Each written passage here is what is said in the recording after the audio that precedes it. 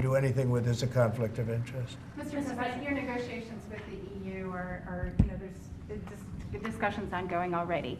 How quickly do you expect that you'll hear back from them about any of these other measures? I can't tell you, yeah.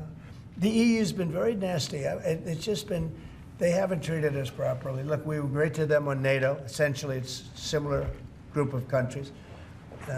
When I came in, my first term, I raised their fees. I mean, they were not paying. We were paying for, in my opinion, almost all of NATO. And now, you know, I had the bad moment with the press where the press said, well, does this mean you won't protect them? And I said, I won't protect them if they're not paying. But because I said that, the Secretary General, as you know, said it was the greatest thing he's ever seen because the money came pouring in. But they don't treat us right on trade. They don't treat us right on the military either. I mean, if you look at Ukraine, we're in for probably $200 billion more than Europe. Why are we in for more than Europe? We're in for more than Europe. I mean, think of it, or NATO. I mean, let's call it NATO because Canada's in. By the way, Canada is just about the lowest payer.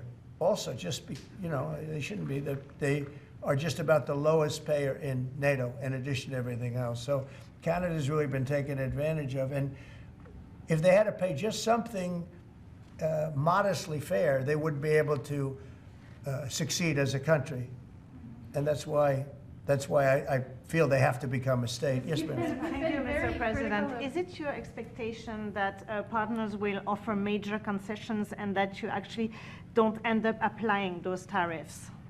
No, I think that a lot of them will stay the same, and whatever they pay, I'll pay. I mean, we'll have a lot of them stay the same. I think some.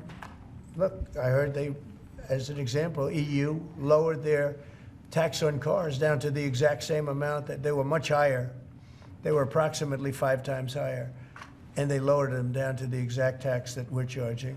That took place like yesterday or the day before. Is that a correct statement? I think so, yeah. Do you expect any exemptions or waivers?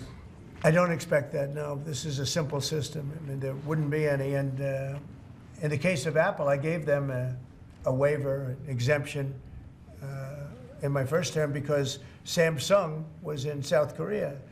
And Samsung didn't have to pay the tax because it was a tax on China. And Apple makes a lot of their product in China. So I did that because it wouldn't have been fair. But now this applies to everybody across the board. This is a much simpler way of doing it, much better way.